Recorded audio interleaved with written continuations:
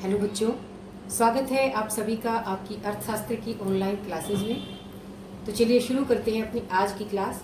आज हम अपनी उसी चैप्टर को आगे बढ़ते हुए सीखेंगे कि खंडित श्रृंखला जो होती है हमारी, उसके अंदर हम मानक विचलन या स्टैंडर्ड डेविएशन जो हमारा होता है उसकी गणना कैसे करेंगे। तो खंडित श्रृंखला का मैंने एक उदाहरण लिया है। खंडित श्रृंखला हमारी जिसके अंदर हमें ऐसे मदें दी हुई होंगी और मदों के सामने उनकी फ्रीक्वेंसी दी हुई होगी। ये इस प्रकार की जो ये दो लाइनें हैं ये हमारी खंडित श्रृंखला को रिप्रेजेंट कर रही हैं। तो इस खंडित श्रृंखला में हम मानक विचलन कैसे निकालेंगे। मानक विचलन, जैसा कि मैंने इसकी परिभाषा आपको पिछली वीडियोस के अंदर बता दी थी कि इसके अंदर हम सबसे पहले समानांतर माध्य निकालेंगे, माध्य से फिर विचलन निकालेंगे, विचलनों के वर्ग करेंगे और वर्गों का माध्य निकालकर उसका वर्गमूल निकालेंगे। तो चलिए करते हैं हम इसे। ये x और ये उसके सामने उसकी फ्रीक्वेंसी। तो अगर ये इस तरह की हमारी श्रृंखला है तो उसका हम माध्य निकालने के लिए सबसे पहले क्या करेंगे, अगर हम प्रत्यक्ष विधि का डायरेक्ट मेथड का प्रयोग करें तो हम fx निकालते हैं। क्या निकालते हैं? fx, यानी कि फ्रीक्वेंसी की और मदों की गुणा। तो यहाँ गुणा करी 4 गुणा 1 4, 6 गुणा 2 12, 8 गुणा 3 24, 10 गुणा 5 50 और इस तरह से हमने ये गुणा करते हुए लास्ट में जाके फिर हम इसका सिग्मा करेंगे, टोटल करेंगे। जो हमारा fx आया है उसका टोटल सिग्मा fx, इन सब का जब हम जोड़ करेंगे तो ये हमारा 170 बनेगा। तो n क्या होएगा, यहाँ पर हमारा जो फ्रीक्वेंसी है उसका टोटल। जब इस पूरी फ्रीक्वेंसी को हम जोड़ेंगे यानी कि हम इस n की जगह पर यहाँ लिख सकते हैं सिग्मा fb। जो सिग्मा f होता है खंडित श्रृंखला में वही हमारा n होता है। तो ये हमारा 17 आया। तो x बार का क्या फार्मूला बनेगा, सिग्मा fx बटे सिग्मा f या n। तो 170 हमारा सिग्मा fx है और हमारा n कितना है 17। तो 17 से जब हम 170 को भाग देंगे तो हमारा 10 क्या आ जाएगा, माध्य आ जाएगा, समानांतर माध्य आ जाएगा। अब इस समानांतर माध्य से हमें क्या निकालने हैं, विचलन। इस विचलनों को मैं स्मॉल x से रिप्रेजेंट कर रही हूँ।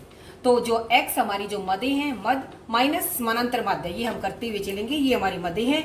हमारा माध्य हमने देखा 10 आया है तो 4 माइनस 10 माइनस के 6, 6 माइनस 10 माइनस के 4, 8 माइनस 10 माइनस 2 आएगा। 10 में से 10 को माइनस करेंगे 0, 12 माइनस 10 2, 14 माइनस 10 4 और 16 माइनस 10 6। तो ये हमारा x या हमारे विचलन आ गए। अब हमने दूसरा स्टेप करना है, विचलनों के वर्ग यानी कि x स्क्वायर। इन सब का हम स्क्वायर करेंगे। 6 का स्क्वायर 36, 4 का स्क्वायर 16, 2 का स्क्वायर 4 और फिर 0 का 0 होता है, फिर से 2 का 4, 4 का 16 और 6 का 36। तो ये हमारे विचलनों के वर्ग आ गए। डेरिवेशन की स्क्वायर हमने कर ली। अब क्या करेंगे, अब हमें पता है हमारी श्रृंखला कैसी है, खंडित श्रृंखला है। तो हम इस विचलनों का के वर्गों का हमें माध्य निकालना है। तो इसके लिए हम fx निकालेंगे। ये हमारा f है, ये हमारा x स्क्वायर विचलनों के वर्ग हैं। तो इनकी हम गुणा करेंगे। जब 36 की 1 से मल्टीप्लीकेशन होगी तो 36 ही रहेगा। 16 की 2 से करेंगे 32, 4 मल्टीप्लाइड बाय 3 12 आ जाएगा हमारा। 5 को मल्टीप्लाई करेंगे 0 से 0, 3 मल्टीप्लाइड बाय 4 12 और 2 मल्टीप्लाइड बाय 16 32 और 1 की जब हम 36 से मल्टीप्लीकेशन करेंगे तो वो हमारा 36 ही आएगा। अब हमें क्या करना है, आप सभी को पता है इस fx स्क्वायर का हम सिग्मा करेंगे, टोटल करेंगे। तो जब हम इनका टोटल करते हैं तो ये हमारा 160 आता है। तो अब हमने विचलन निकाले, विचलनों के वर्ग निकाले, वर्गों को हमने फ्रीक्वेंसी से टोटल किया और फिर उसका सिग्मा निकाला। अब हमें माध्य निकालना है। तो माध्य निकालने के लिए हम फार्मूला क्या करेंगे कि जो सिग्मा fx स्क्वायर है वो और उसके बटे n। तो मैंने ये लिखा सिग्मा fx स्क्वायर बटे n। लेकिन हमें निकालना क्या है, हमें तो SD निकालना है, स्टैंडर्ड डेविएशन निकालना है, जिसे हम इस सिग्मा से हम इसको नोट करते हैं। तो वो क्या होता है, जो ये हमारा माध्य आएगा उस माध्य का भी हमें वर्गमूल करना पड़ेगा।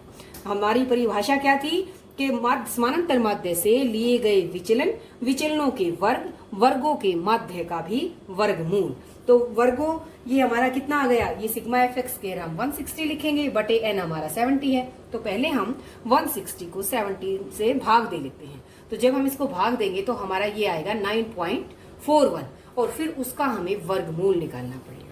तो वर्गमूल का निकालने का मैंने तरीका पहले भी बताया था आपको, एक बार फिर से हम कर लेते हैं। अगर हमें 9.41 का वर्गमूल निकालना पड़ता है तो हम इसके जोड़े बनाते हैं। मैंने बताया था कि भाई पॉइंट से आगे के ये हमारा अकेला ही रहेगा और ये दो हमारे पीछे से हमारे ये और फिर ये अकेला सिंगल ही बनेगा हमारा।